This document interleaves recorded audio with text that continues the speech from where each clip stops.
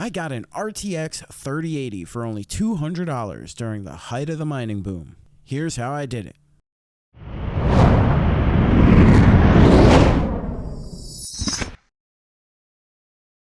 Back in 2020, I was gaming on a second-hand PC with a GTX 760 and an AMD FX 8350. After years of sim racing on console, I wanted to see what iRacing was all about. iRacing ran fine on this build, but I slowly gained the itch to max out the graphics settings. I was using a single 1080p 144Hz monitor at the time, and I figured an RTX 2060 would be enough to suit my needs. I was also considering a tough gaming 1660 Super, but it was frequently out of stock.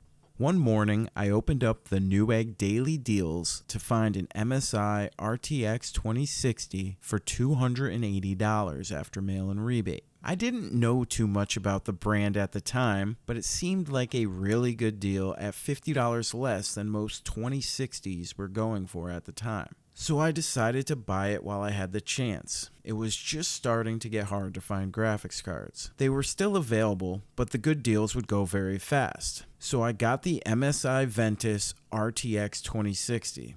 It wasn't a bad card at all. It did have a pretty weak cooler on it, and it stayed around 77 degrees most of the time. I messed with the fan curve and did some undervolting and was able to get it around 70 degrees under load. This card was able to run everything I played at max settings at 1080p.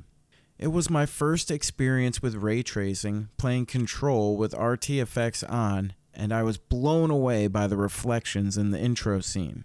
This card holds a special place in my heart simply because it was my first experience with a modern GPU. Don't get me wrong, the 760 was fine for running iRacing on medium settings, but to experience modern AAA titles on max settings was a unique experience for someone who was used to PS4 level graphics.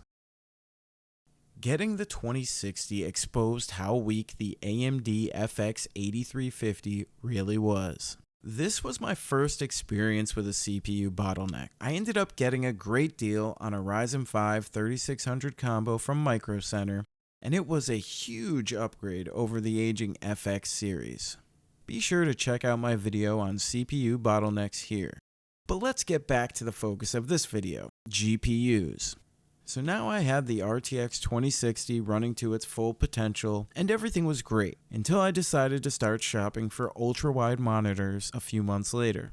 On Prime Day, I was able to grab an Alienware 34-inch 1440p ultra-wide IPS monitor for under $500. This was a deal that I couldn't pass up. But would the 2060 hold up? I was surprised to see how well it could perform at the higher resolution. I did have to lower settings and make some compromises, but I was usually able to get at least a playable 60 frames per second in most games. You know how it goes though. Now that I had the fancy monitor, I wanted a GPU that could max it out. And just in case you forgot, this was during the height of the mining boom when GPU prices were skyrocketing. I got a little caught up in the hype and became obsessed with GPUs. I spent all my free time learning how to find them. I found a few different Discord servers that gave notifications when GPUs came in stock at places like Best Buy and Newegg. The first GPU I was able to score was actually one from the for sale listings in one of these servers. Someone was selling a basically new AMD RX 6700 XT locally. It was the reference model, and they were looking for $560, which was only $80 over the MSRP. This was the best deal that I could find at the time, and it seemed to be a worthy upgrade, so I pulled the trigger. I then sold my 2060 for $400, which was $120 more than I had paid almost a year before. I also earned about $60 in Ethereum from mining with the 2060. I gained $180 profit from the sale and mining earnings. After installing the 6700 XT, I was not so impressed with the performance. Although it scored way higher than the 2060 in synthetic benchmarks like TimeSpy, in the games I played, it didn't perform that much better. and with it being a newly released card, the drivers were quite finicky. I had to update the BIOS and chipset drivers, enable resizable bar, and some other tweaks to get it running smoothly. And since my monitor has a G-Sync module, I found that AMD FreeSync didn't work as well as G-Sync did. Nothing against the 6700 XT, AMD has polished the drivers and it offers great performance and value. It just didn't work out for me at the time. So I decided to sell the 6700 XT and keep looking for an NVIDIA GPU. I was able to sell it for $650, leading to a $90 profit. I got lucky one day after getting home from work to find that a Best Buy drop was happening as soon as I turned on my PC.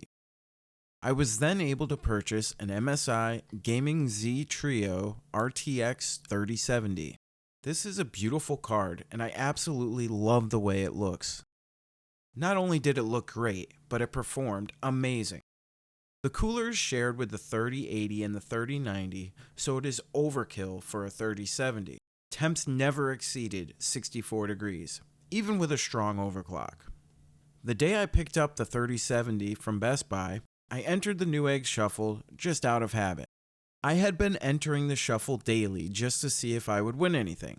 It just so happened that 2 hours after I installed the 3070 into my PC, I won the Newegg Shuffle for an EVGA FTW3 RTX 3080. I was completely torn. I had instantly fallen in love with the 3070, but the EVGA 3080 was the most desirable card on the market, and I knew that with a 3080, I would not have to consider an upgrade for many years to come. After some stressful contemplation, I accepted the shuffle win and purchased the 3080 at its MSRP of $909.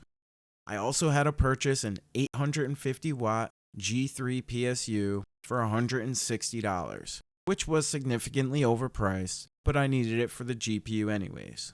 This was one of the better deals at the time, as these GPUs were going for $1,500 to $2,000 on eBay. Scalping was completely out of control. I was then able to sell the 3070 for $900, $200 higher than what I paid.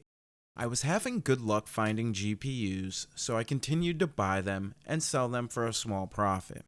I used the situation to my advantage by charging less than what the scalpers were. I was able to get a 3060 from EVGA's website for $430. I ended up selling this for $560, which was much less than the $700 average they were going for on eBay. Then when the 3050 was released, I won the Newegg Shuffle for one at the MSRP of $250. I then sold this for $360, which was a pretty good deal for the buyer since most were going for $500. If you add this all together, you will see I ended up paying $200 for the 3080. I used a bad situation to help offset the cost of this card. I'm so glad that things have finally returned to normal and GPUs can be purchased at reasonable prices. Let's hope there are no more shortages or mining booms in the future. Thank you for watching.